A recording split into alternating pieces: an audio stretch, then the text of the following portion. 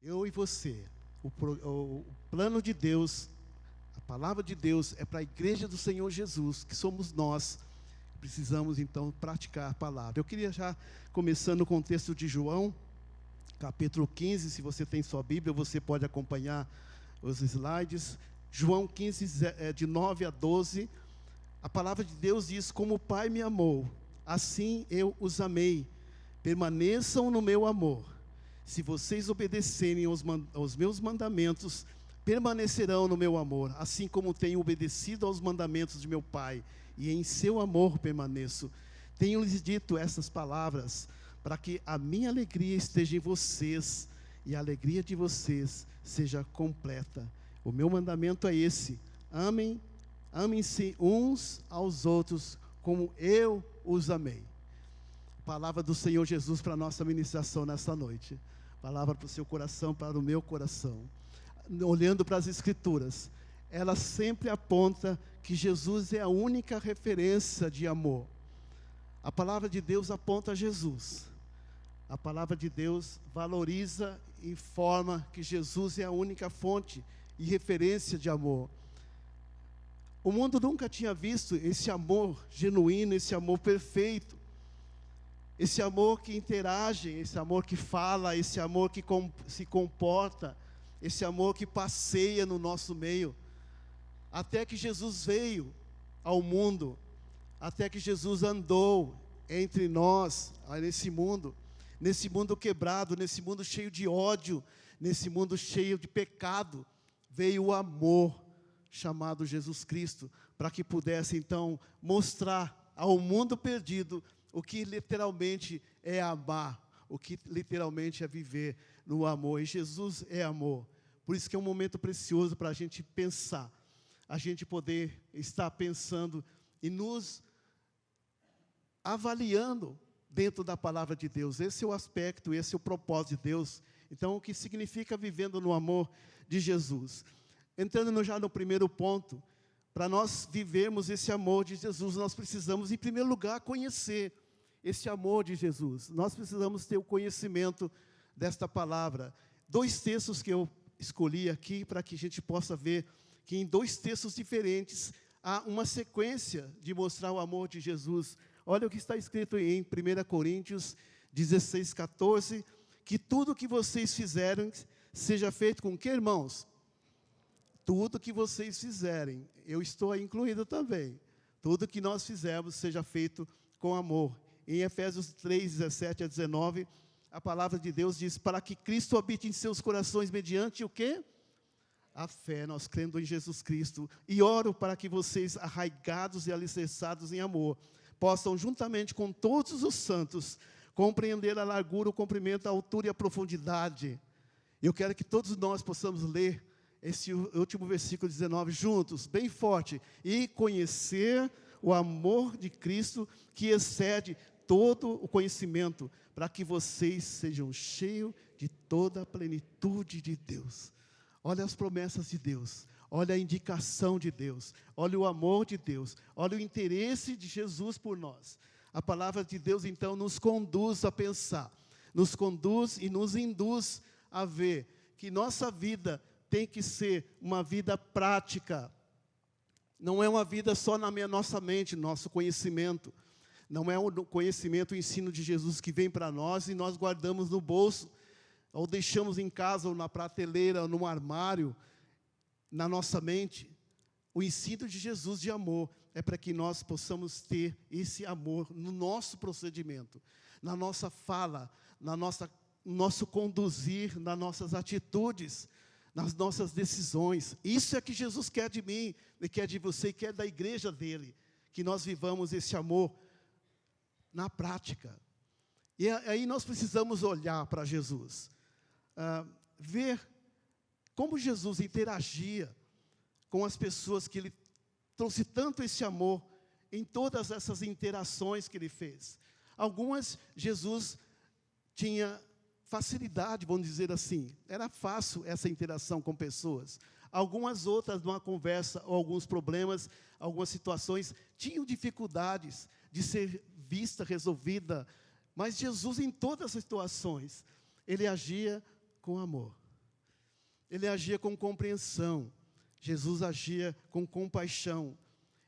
Jesus foi o que mais foi estudado dentro da história humana, a sua vida. Desde quando Jesus veio, não existiu, e nem antes nem depois, qualquer pessoa que pudesse comparar a ele e ser pesquisado e ser estudado a vida dele no todo. Ninguém teve essa honra, vamos dizer assim, de ser pesquisado.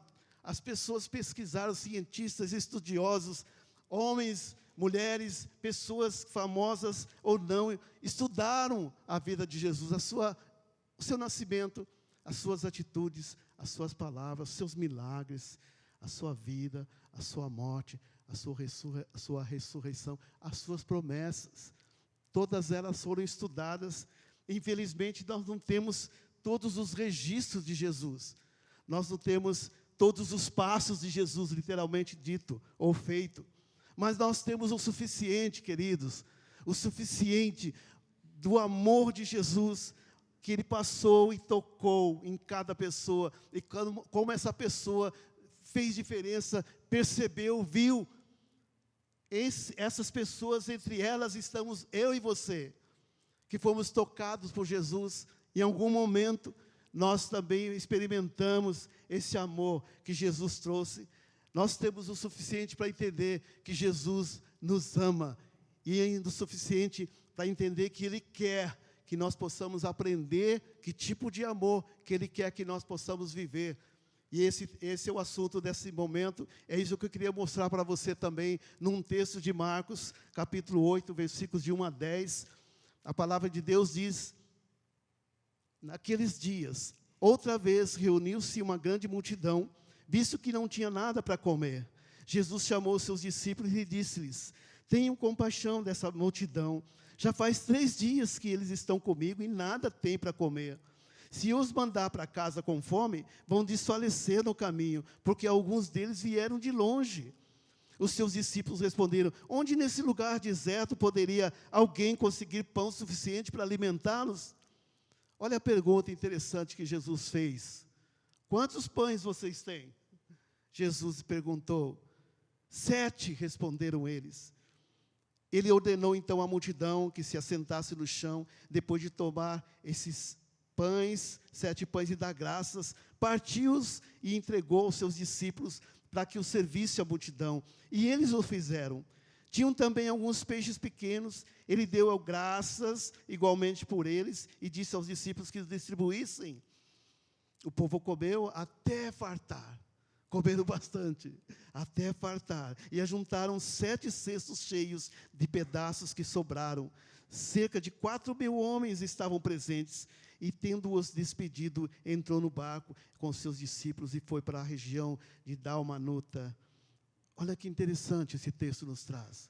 Olha que ensino de amor que esse texto nos traz aqui. Nós olhando para o versículo 2, Jesus disse no versículo 2, eu tenho compaixão dessas multidões, dessa multidão. Eu tenho um amor por essa multidão. E o versículo continua, como nós lemos, que Jesus estava preocupado porque eles tinham viajado longe, eles estavam com fome, eles estavam cansados. Então, não só por isso, mas Jesus tinha compaixão por aquelas pessoas. Jesus entendeu a necessidade daquelas pessoas. Então, Jesus disse que aquelas pessoas precisavam comer. Os discípulos, então, questionam, perguntando: o que Ele quer que faça? Olha o que está escrito no versículo 4.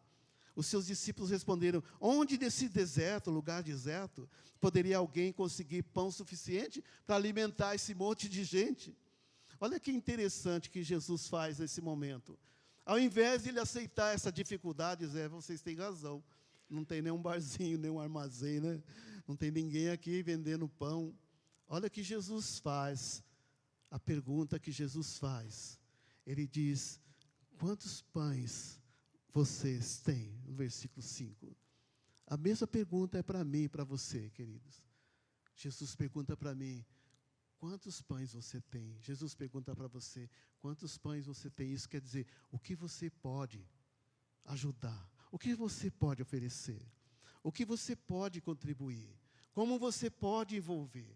Essa é a pergunta de Jesus. Se ele perguntasse para mim, provavelmente eu diria: Senhor, peraí, eu estou meio doente esses dias. Eu tive até internado, não tem como eu ajudar ninguém. Olha, estou sem dinheiro, Jesus, eu estou sem tempo, meu trabalho me exige muito, eu estou com um problema na família, eu estou com um problema em tal lugar. Senhor, eu não tenho recursos, aliás, eu não sei fazer isso. Talvez várias outras dificuldades e respostas, desculpas, nós daríamos. Mas Jesus pergunta, e além disso, ele põe a gente na parede, ele pergunta para a gente assim: quanto de compaixão você tem?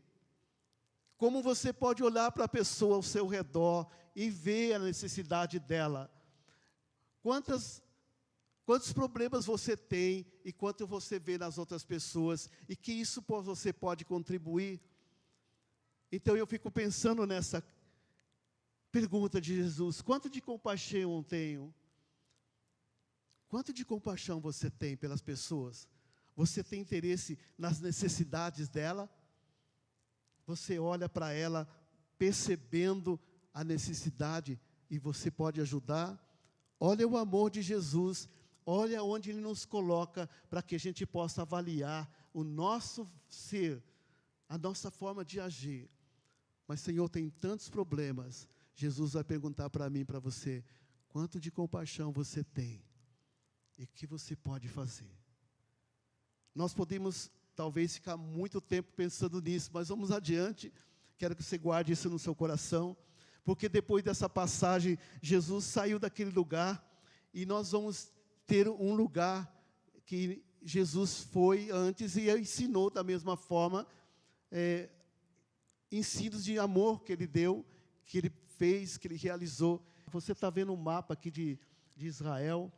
Jesus, antes, Ele tinha ido na parte norte, ali, a cidade mais, região mais, visualizando você, Bataneia, né? Ali acima, ali o norte do Mar da Galileia.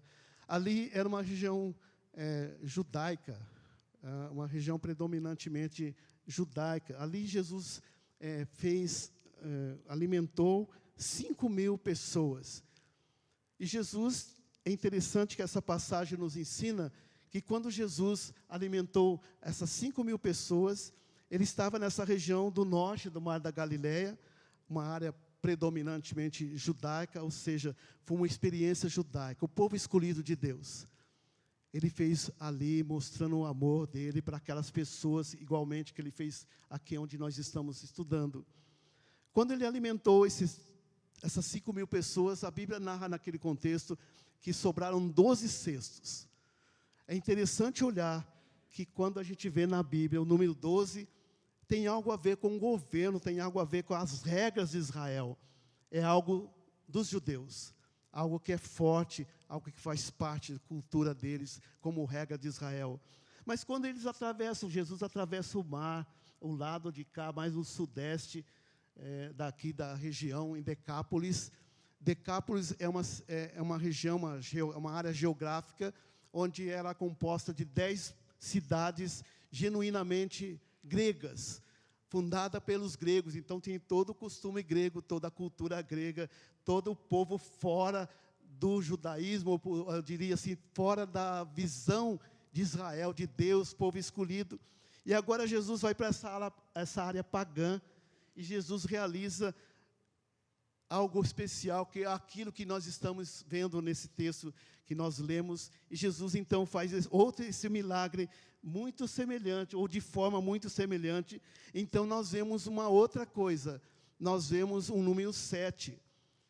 Você viu no texto, quantos pães você tem? 7.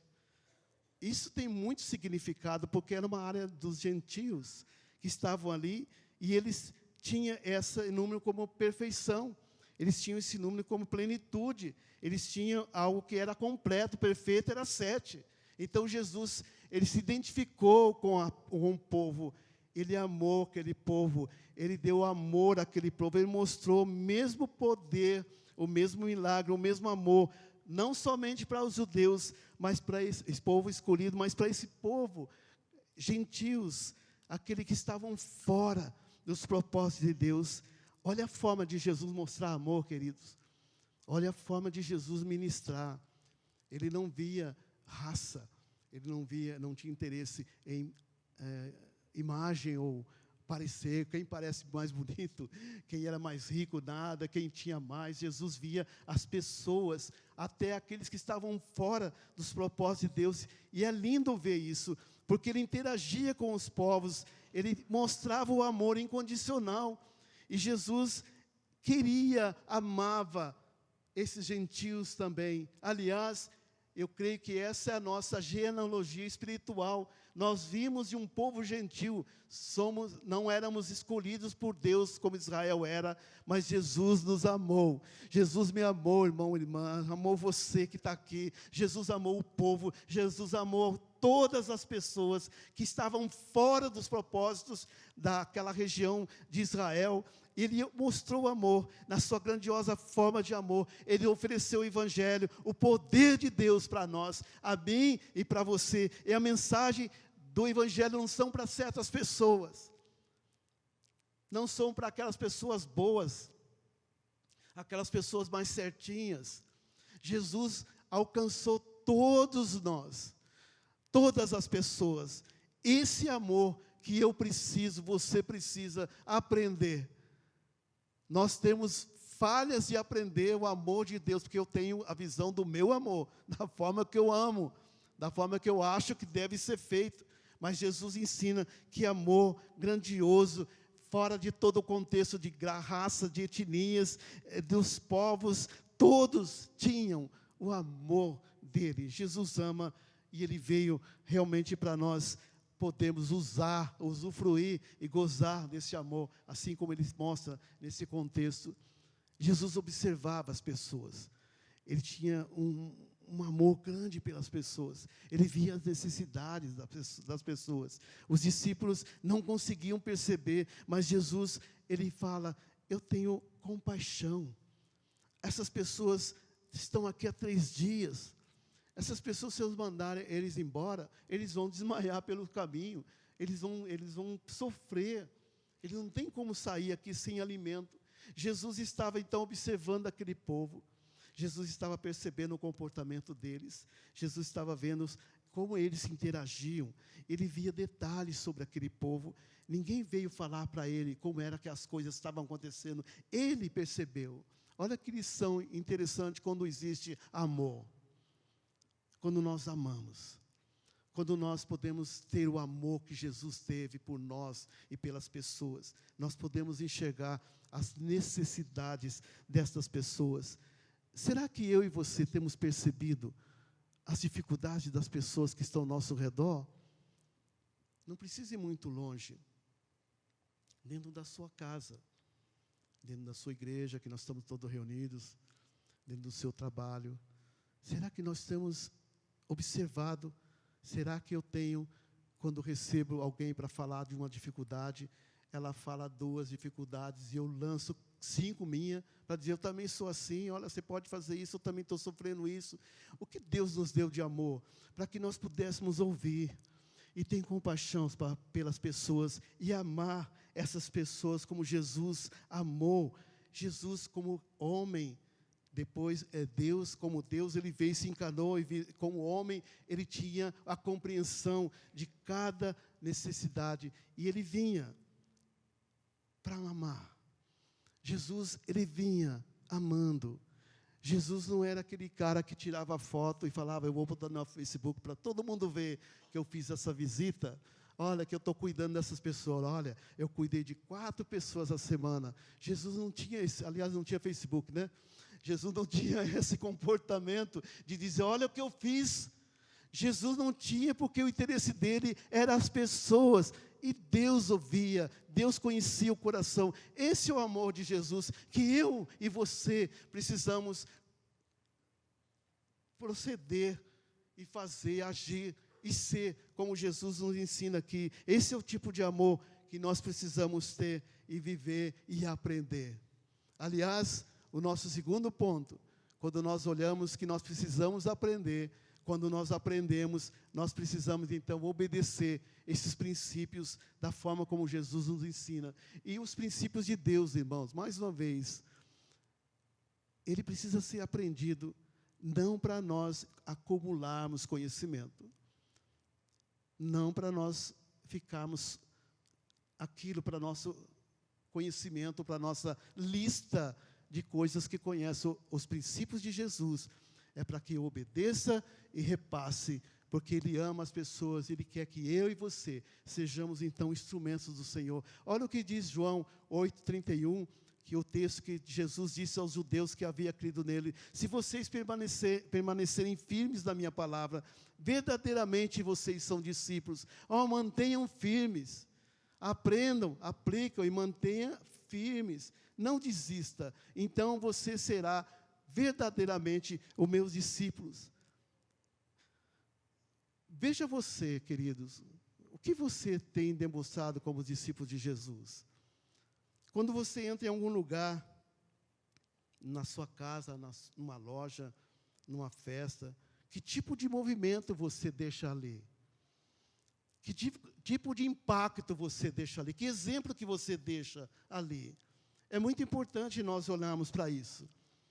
Imagine você, um homem que pega seu barco e ele quer relaxar um pouco, então ele vai num lago, entra nesse barco, vai no seu lago, e ele começa a andar, ele começa a acelerar esse barco tem uma água tranquila pela frente, mas ele começa a acelerar e ele começa a ter uma onda, um movimento atrás desse barco, de uma forma que traz muitas ondas, um movimento intenso daquela água que estava parada, até ele chegar à margem desse rio, e ele começa a segurar um pouco, porque aquele movimento da água começa até a balançar um pouco aquele barco. E ele fica segurando ali, e ele vai movimentando até que aquela água novamente se acalme.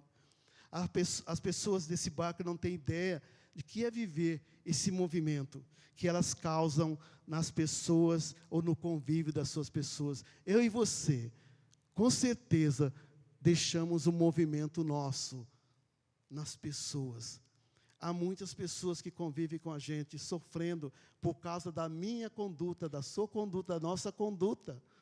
Esse movimento que nós deixamos muitas vezes magoa, chateia, ofende as pessoas que estão conosco. É um movimento que eu preciso entender que eu posso estar promovendo, fazendo, criando esse movimento. E eu pergunto para você, qual o movimento que você está fazendo?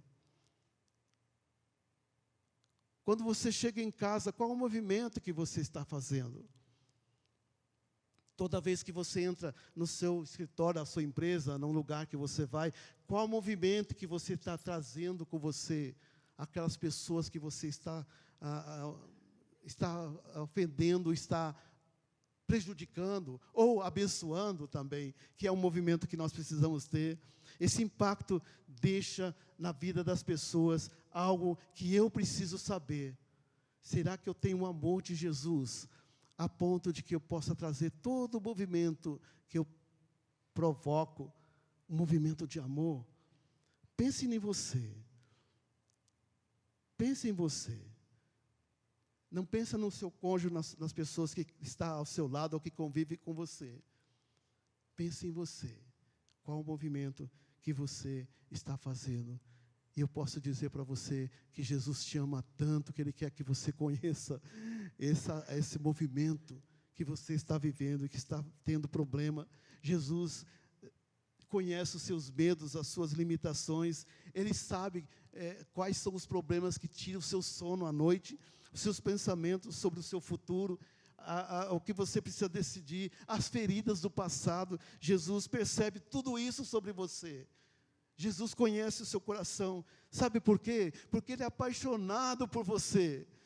Jesus é apaixonadíssimo por você. Nós precisamos perceber essa paixão que Jesus tem por nós. Nós temos muitas vezes a cegueira espiritual de viver uma vida sem condições de ver como Jesus me ama. Os resultados da minha vida que Jesus me promoveu, que Jesus me abençoou, que Jesus respondeu, que Jesus me livrou, que Jesus trouxe de bênçãos para mim. Muitas vezes eu nem isso enxergo.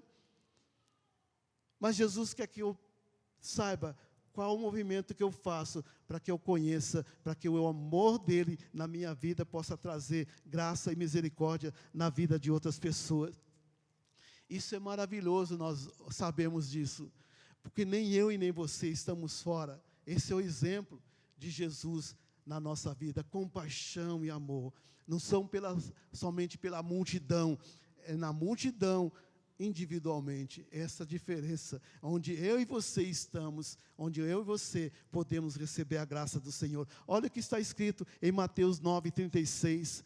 Ao ver as multidões, teve compaixão delas, porque estavam aflitas e desamparadas, como ovelhas sem pastor.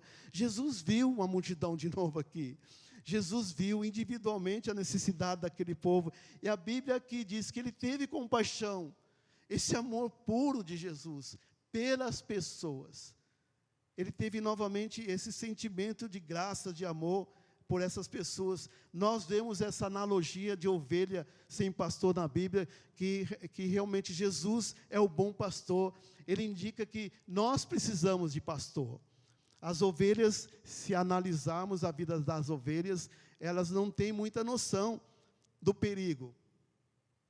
A ovelha, para atravessar um riacho, ela precisa de alguém que conduza ela até perto da nascente, se preciso, ou passar por um lugar onde as perninhas dela não afundem, né? Ela pise com segurança.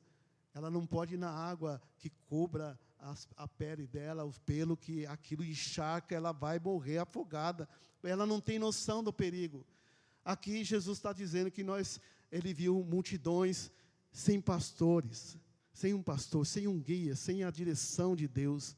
Se o lobo vem para atacar aquele bando de ovelha, é capaz que ela olhe para aquilo e vai até ir de encontro com aquele lobo. Ela não tem noção do perigo. Ela é capaz de sair fora daquele monte de ovelhas e andar sozinha, se perder e não saber andar, não saber voltar. Jesus nos vê assim quando nós não temos Ele na nossa vida. Ele vê o povo sofrendo sem direção, porque são comparadas às ovelhas sem o pastor. Eu não sei qual a sua necessidade nesse momento, mas Deus sabe e tem a compaixão de você e tem compaixão de mim. Eu quero encorajar você, para que você não se sinta o único aqui em dificuldade. Eu quero encorajar você para que você não seja o único aqui se sentindo deixado de lado com vários problemas que você está olhando para você mesmo e está percebendo um monte de problemas que precisam ser resolvidos. E Jesus tem a misericórdia, a compaixão de você, como Ele tem de mim, como Ele teve de mim, me tirou de onde Ele me tirou, para que eu pudesse andar na luz, como você está andando na luz. Não se sinta quebrado, nenhum momento. Nós estamos todos no mesmo barco.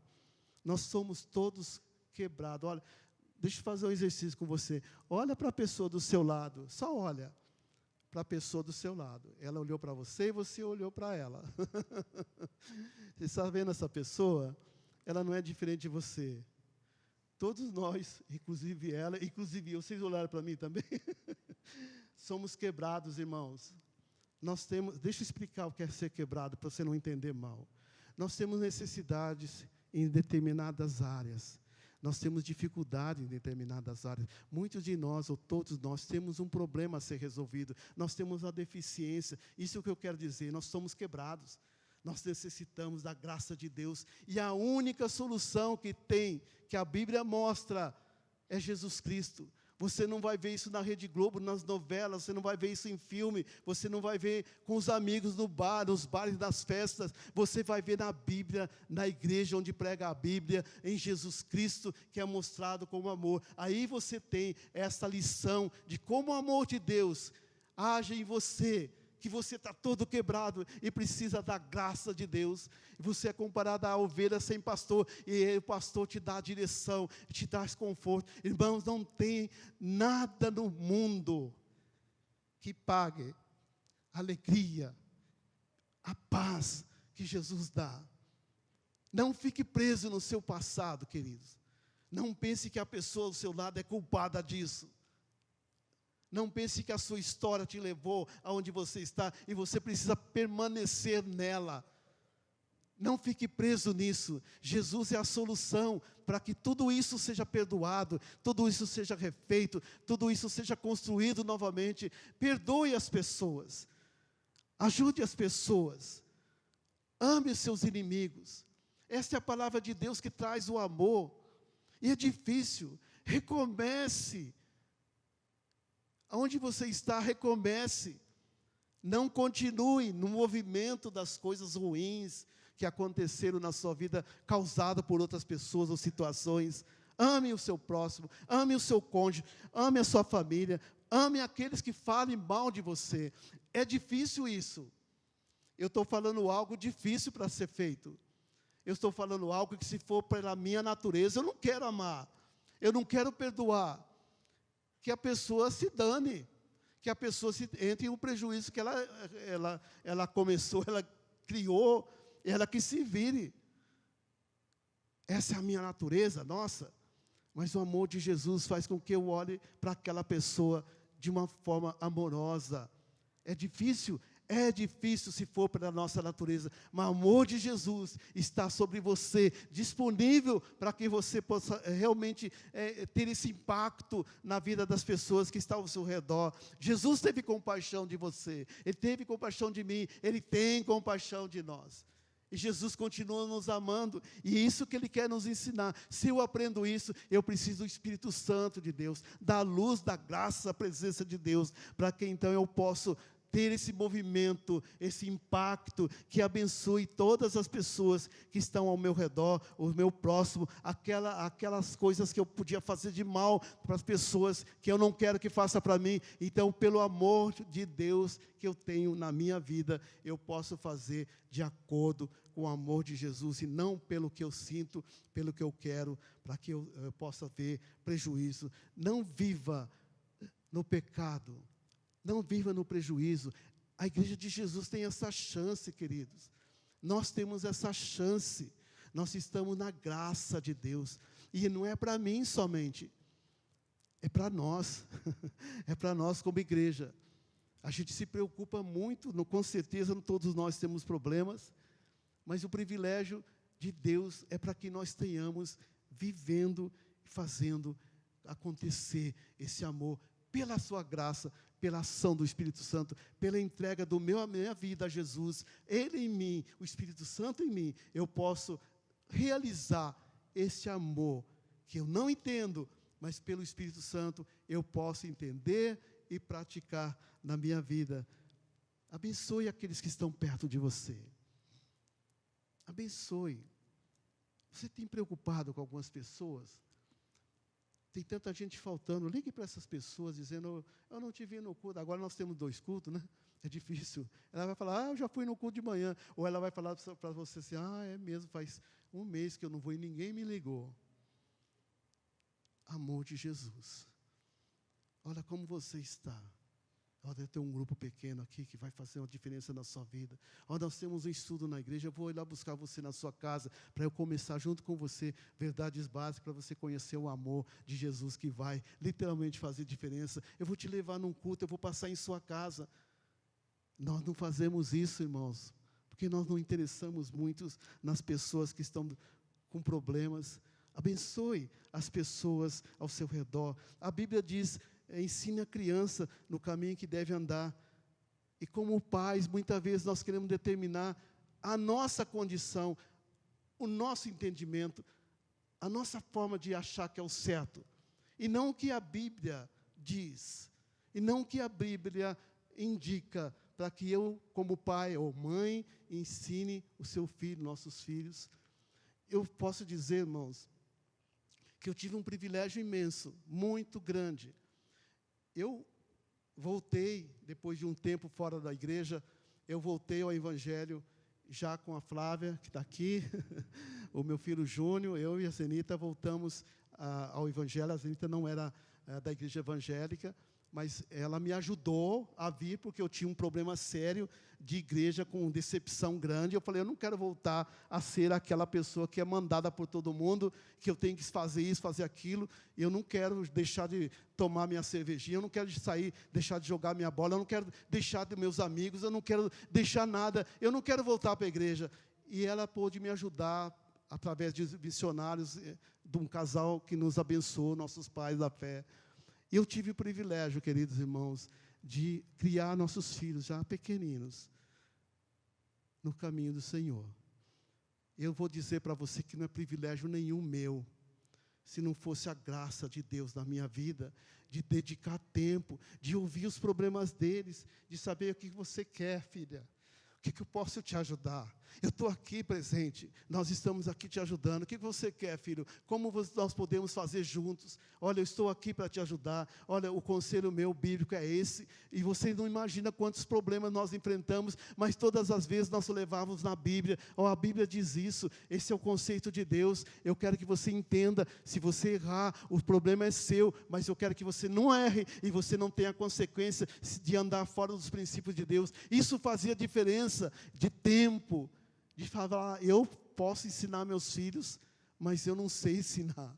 Eu tenho um conceito totalmente diferente, mas Jesus me dá os conceitos. E eu posso ver hoje, irmãos, na minha vida, meus filhos, e minha nora e meu genro servindo ao Senhor, e meus netos, já falando de Jesus, fazendo as bagunças dele dentro de uns conceitos de educação, dentro de um conceito de que realmente eles são conhecedores da palavra, eles ensinam e falam, isso graças à palavra de Jesus.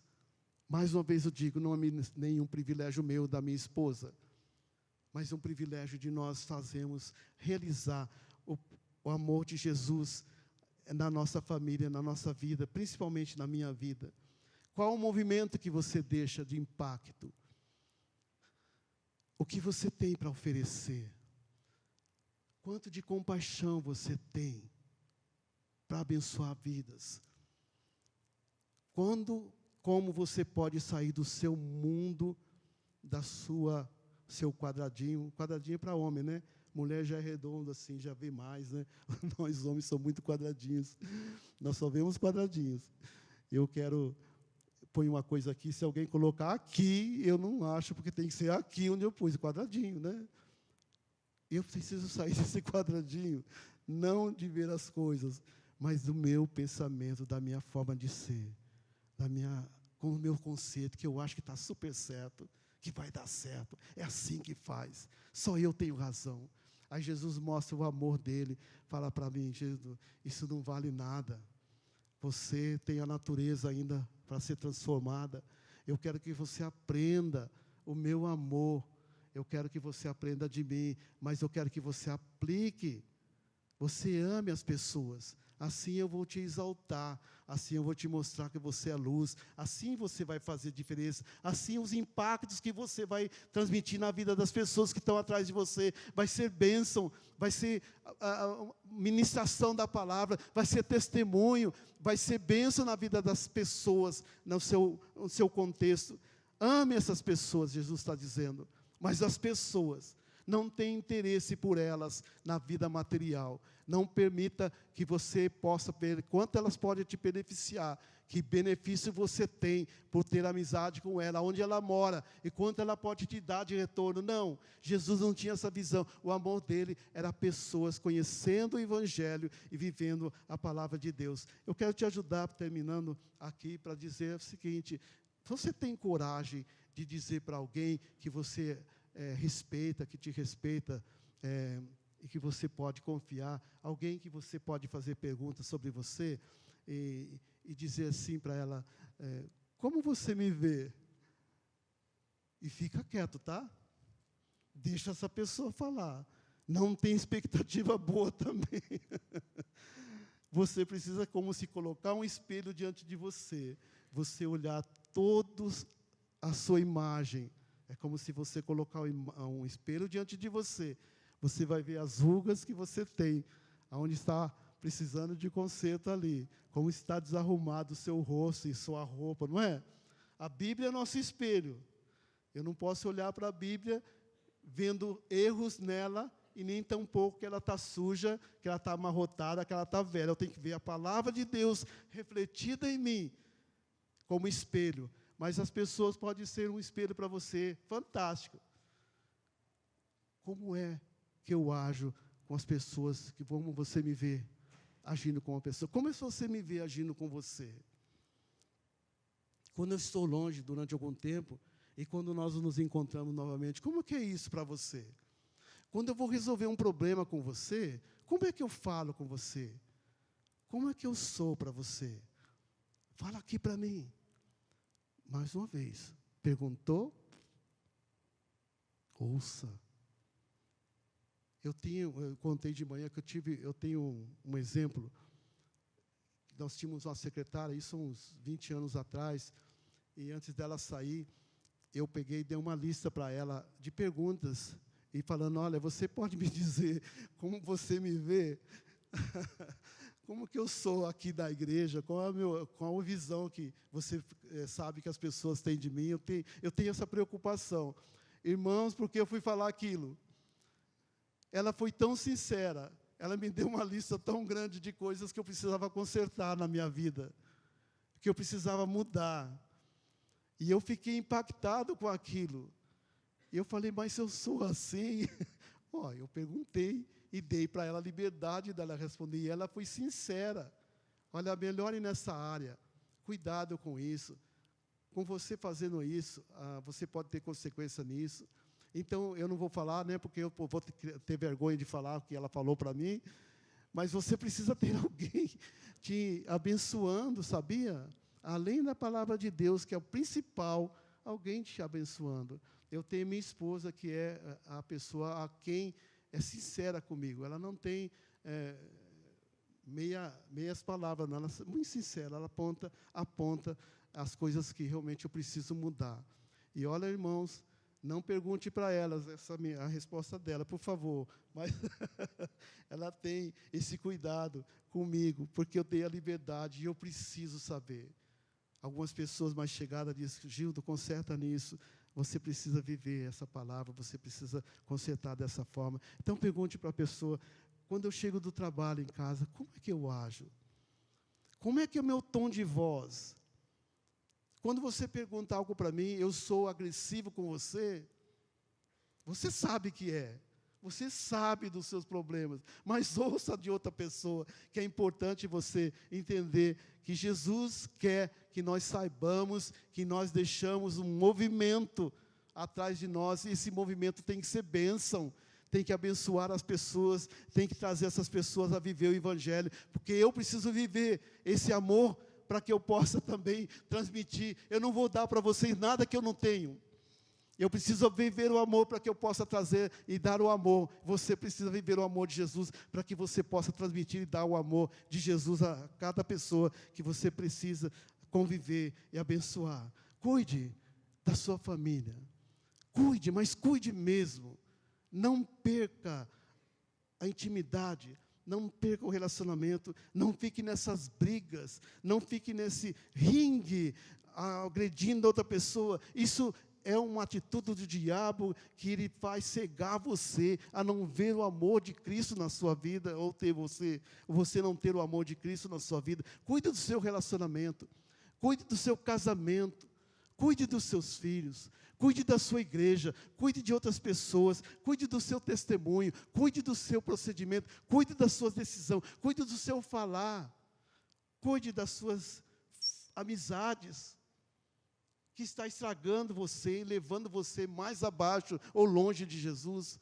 Jesus quer que você aprenda o amor dele e aplique esse amor às pessoas. Mais uma vez eu digo, você não pode sozinho, você tem que ter a presença de Jesus na sua vida, você tem que ter a presença do Espírito Santo na sua vida. Por mais quebrado que você esteja, você vai ser consertado, abençoado e reviver novamente, a viver literalmente o Evangelho que Jesus nos ensina, que é o Evangelho do amor e da graça.